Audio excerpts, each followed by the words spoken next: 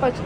E aí, pessoal, agora eu vou mostrar para vocês de uma forma simples e fácil como você definitivamente aprender a diferença de tensão, corrente e potência. Fica comigo. Eu vou usar o exemplo que eu aprendi, o exemplo da caixa d'água. Vamos imaginar que nesse exemplo aqui, a água que passa aqui por todo esse sistema é a energia, a eletricidade. Então o que a gente tem? A gente tem aqui onde a água fica armazenada, que é a caixa d'água. Nesse exemplo, aonde a energia fica armazenada, que é a água, ela é a nossa fonte de corrente. Então a corrente, ela vai sair aqui dessa caixa d'água. E a energia, ela vai passar pela tubulação, a corrente vai passar pela tubulação. E o que seria a tubulação num exemplo de elétrica? Seria os fios de cobre, seria um pedaço de ferro. Onde passa eletricidade é onde passa a corrente. Onde passa a água é o cano, que é o que a gente está usando de exemplo aqui. Então a nossa corrente, ela sai da onde é a nossa fonte de energia e vai até uma saída. No caso aqui, a nossa torneira.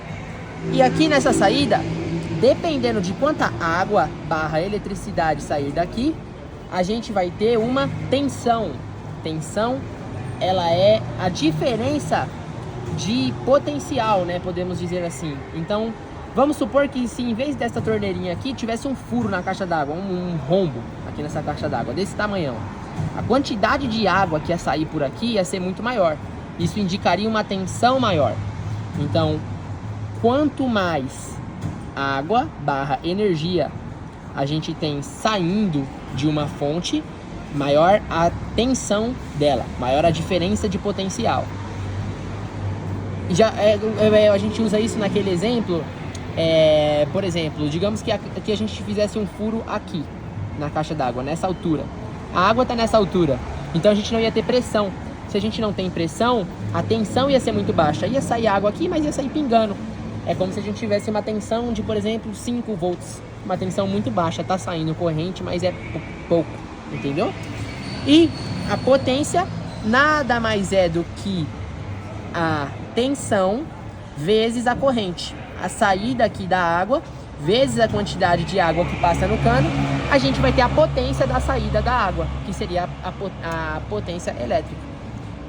Tensão vezes a corrente. E a gente tem essa tabelinha aqui, que é a tabelinha da lei de Ohm.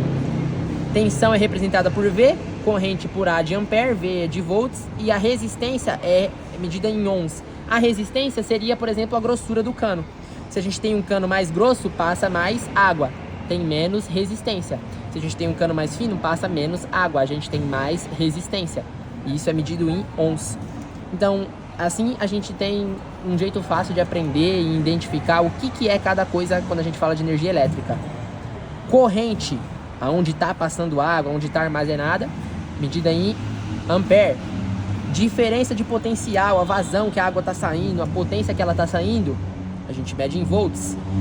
A conta total, que é a potência, né, medida tensão vezes a corrente, a gente tem volts vezes ampere é igual a watts, que é potência.